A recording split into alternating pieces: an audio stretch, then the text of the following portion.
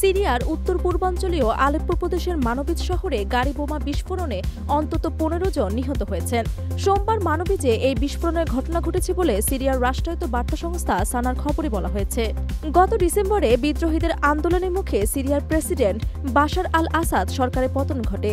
এরপর থেকেই দেশটির বিভিন্ন প্রান্তে হামলার ঘটনা ঘটেছে। সানা বলেছে, গত ৩ দিনে দ্বিতীয়বারের মতো মানবিজে হামলার ঘটনা ঘটেছে সোমবার। তুরস্ক সীমানা থেকে প্রায় ৩০ কিলোমিটার দূরে অবস্থিত মানবিজে হামলার এই ঘটনায় তাৎক্ষণিকভাবে কোনো গোষ্ঠী দায় স্বীকার করেনি। দেশটির বেসামরিক প্রতিরক্ষা উদ্ধার সংস্থা বলেছে, গাড়ি বোমা বিস্ফোরণে ১৫ জন নিহত হয়েছেন। তাদের মধ্যে ১৪ জন নারী এবং ১ জন পুরুষ। বিস্ফোরণে আরও ১৫ জন নারী আহত হয়েছেন। দেশটির একজন বেসামরিক প্রতিরক্ষা কর্মকর্তা রয়টার্সকে বলেছেন, বিস্ফোরণে হতাহতরা কৃষি শ্রমিক। এই ঘটনায় প্রাণহানির সংখ্যা আরও বাড়তে পারে বলে আশঙ্কা প্রকাশ করেছেন তিনি।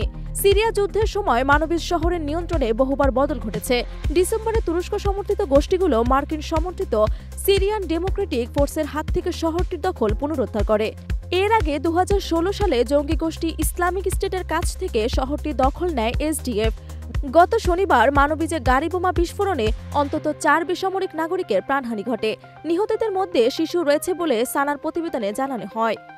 গত ৮ ডিসেম্বর প্রেসিডেন্ট বাশার আল আসাদের পতনের পর তুরস্ক সমর্থিত সিরিয়ার ক্ষমতাসীন সশস্ত্র গোষ্ঠীর সঙ্গে স্থানীয় মিলিশিয়া গোষ্ঠীগুলোর মাঝে ব্যাপক বৈরতা তৈরি হয়েছে। এর মাঝে সিরিয়ায় কুর্দিপন্থী যোদ্ধাদের অস্ত্র সমাপনের পরামর্শ দিয়েছেন তুরস্কের প্রেসিডেন্ট রিসেপ তাইয়িপ এরদোয়ান। তিনি বলেছেন, কুর্দি যোদ্ধারা যদি অস্ত্র সমর্পণ না করে তাহলে তাদের মাটিতে পুঁতে ফেলা হবে। সিরিয়ায় তুর্কি বাহিনী ও তাদের মিত্ররা বাশার আল আসাদের পতনের পর থেকে সেখানে কুর্দি যোদ্ধাদের বিরুদ্ধে লড়াই করছে। আসাদ পালিয়ে যাওয়ার পর থেকে আঙ্কারা বারবার জোর দিয়ে বলেছে, কুর্দিপন্থী ওয়াইপিজি মিলিশিয়া গোষ্ঠীকে অবশ্যই বিলুপ্ত করতে হবে। তুরস্ক বলেছেন, সিরিয়ার ভবিষ্যতে এই গোষ্ঠীর কোনো স্থান নেই। সিরিয়া নেতৃত্বে পরিবর্তন ঘটায় দেশটির কুর্দিপন্থী প্রধান উপদলগুলো কিছুটা আড়ালে চলে গেছে।